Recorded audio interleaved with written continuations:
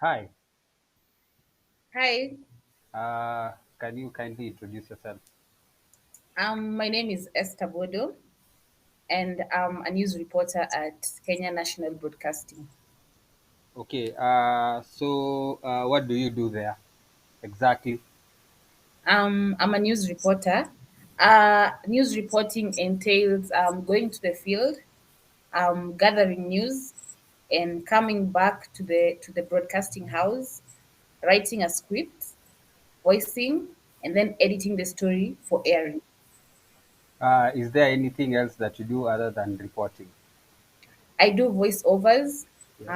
for commercials. Okay, can you tell me your educational background? I have a bachelor of degree in arts, a bachelor of arts. I've graduated with bachelor of arts in communication. Let us say, yeah, from Daystar University. Yeah. And how is it relevant to your occupation right now?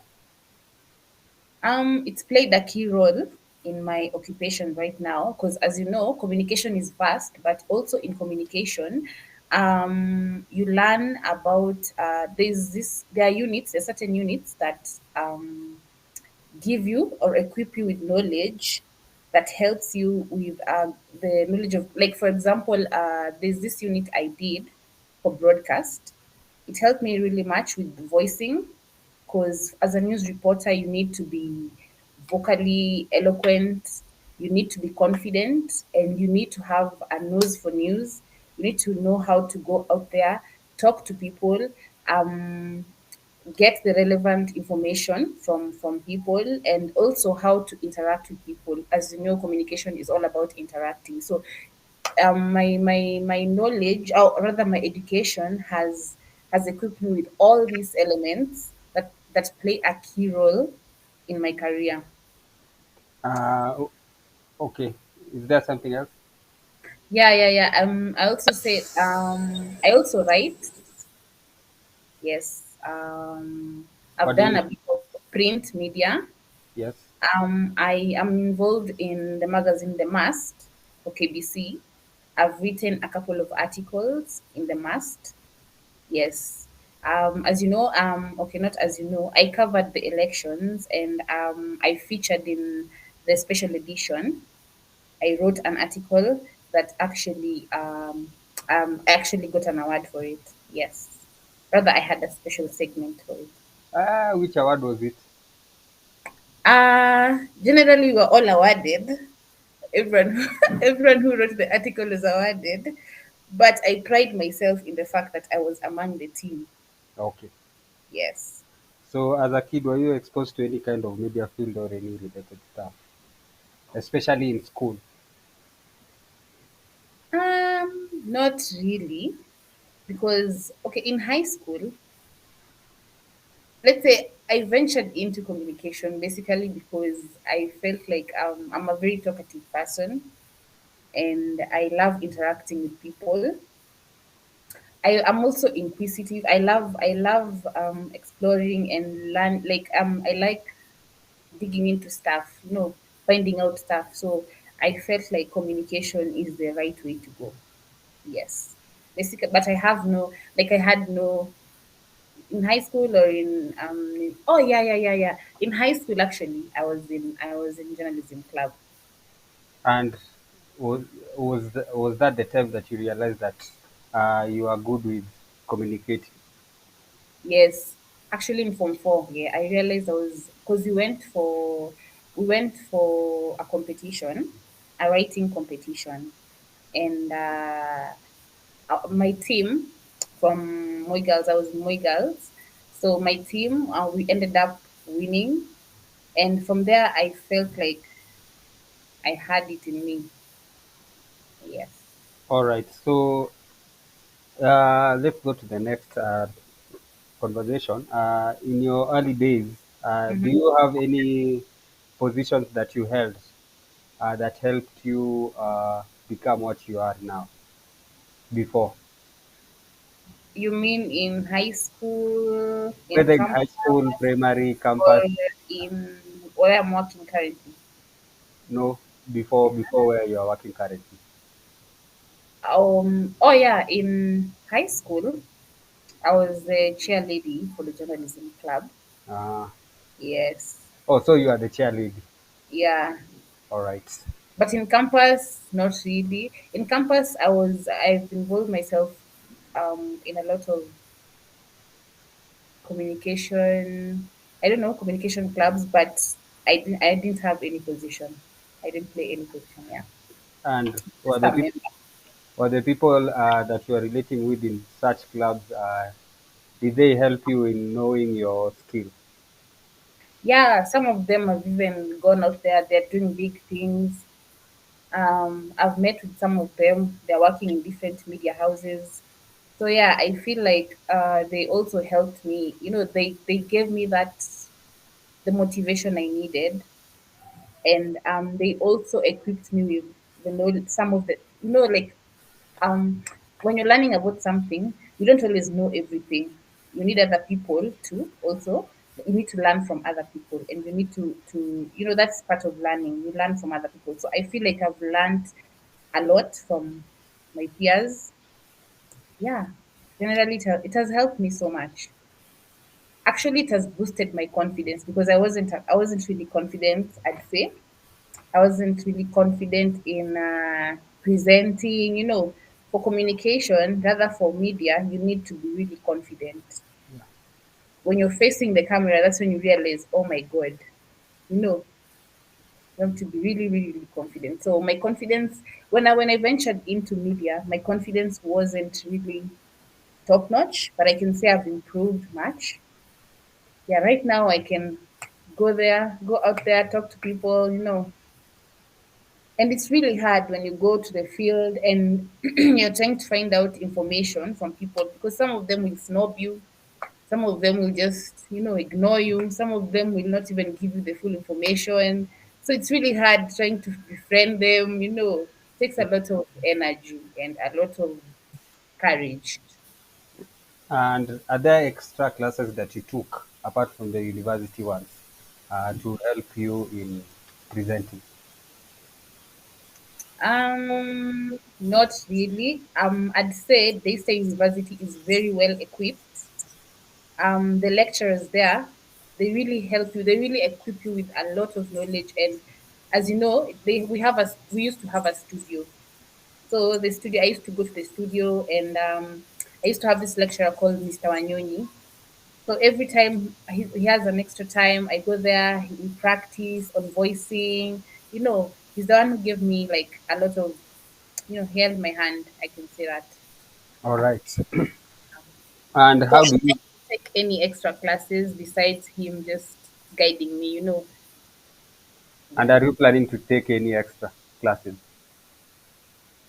Um, yeah, for voiceovers, I'm planning on taking some classes at the Kenya Curriculum Development Institution.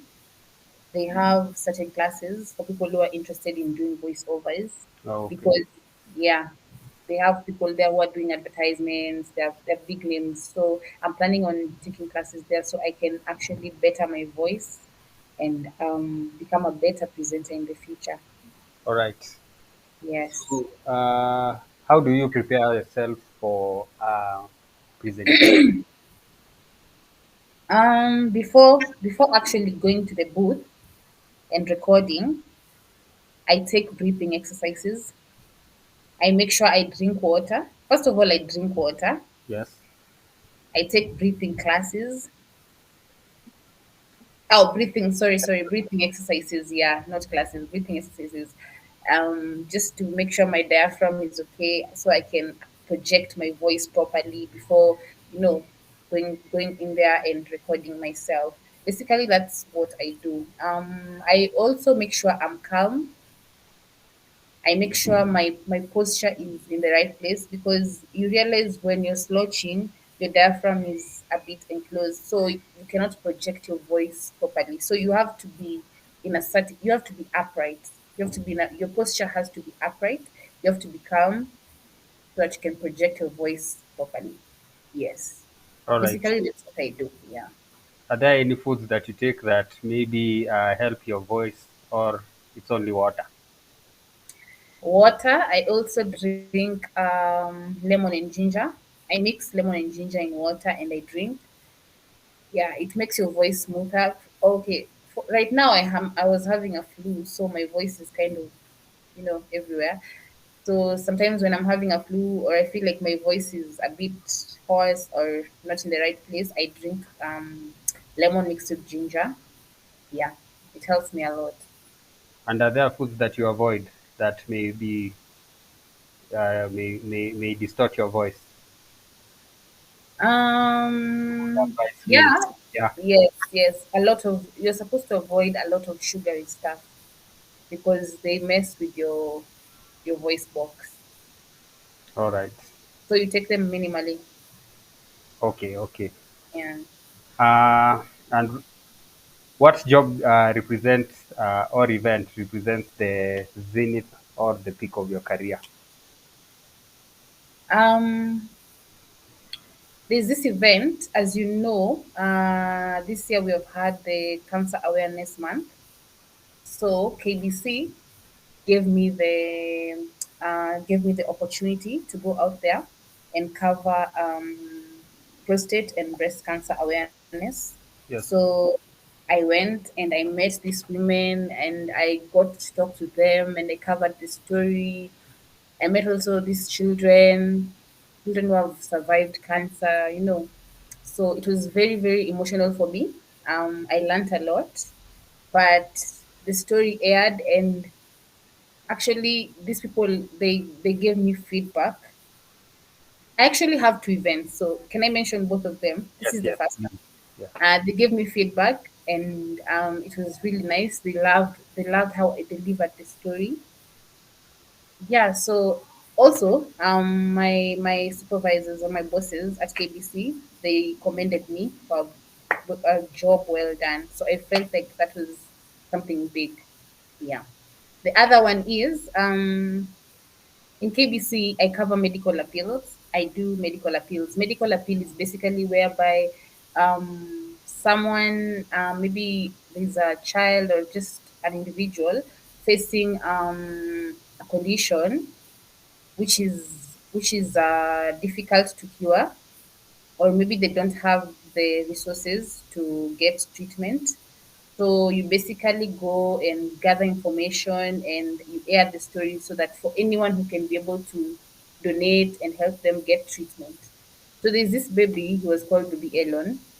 He needed a bone marrow transplant, and the parents have used all their money for every time he goes to the hospital, there's money, and they're not really well off. So and the child was it reached a point like he really needs the transplant. So he was supposed to go to India, and so I went. I was tasked with going and covering the story so that people can actually donate money and help them. They needed actually a sum of 15 million shillings. So for me, doing the story, I was skeptical because I was like, "Hey, will people really come through for the baby?" Because I was feeling sad because I wasn't sure if I'll be able to help them, and I really needed to help them. But once I heard the story, later on, the mother actually, it was last month. Yeah, the mother actually texted me through WhatsApp and she was like, you know what, I'm really grateful. We got help. We went to India. Someone actually volunteered to cover the whole treatment. We were able to take baby Elon to India and he got the bone marrow transplant. He's doing well. And I felt so good. So yeah, That's it that's was nice. It was that's nice. It's a nice feeling when you can be able to use your let's say use your like the position you're in yeah. to help other people or to help the society. Yeah. Yeah, it's a nice feeling. And talking about uh, your your peak of your career, what where do you aim to be in the future? My dream is to become a news anchor. Yes, that's my goal. That's where I want to be. I want to be on the screen. I want to move from reporting to anchoring. Uh, which at what time? The prime time or what time? I'm working towards it. In this field, competition is very, very, very stiff, and you find that there are people who are already there who don't want to, give room for other people. But I'm working on it. I'd say I'm working on it. I hope God helps me to get there. Yeah, but soon you'll be seeing me on TV. Let's hope. Yeah. All right. On the last question, given another chance, would you take this career or would you shift to another thing? Definitely, definitely, definitely. Given another chance, this is what I want to do. This is what I want to venture in. I want to become better at it. And every day when I wake up, I work towards bettering myself in the field, because this is what I want. I feel like when I'm doing this, I feel comfortable. I feel like this is my calling. So definitely I choose this over and over and over again. And Plus maybe, it's interesting. pardon? It's interesting. It's an Oh, interesting field, yeah. okay. And given another chance from when you are maybe years, some 10 years back, what would you do different? 10 years back. What would you What do what different for was this it career? for Yes. this career? Yes. Nothing really. I feel like every journey I've had has amounted to me being here, so there's nothing I'd do different. All right. Yeah. Thank you for your time. You're welcome.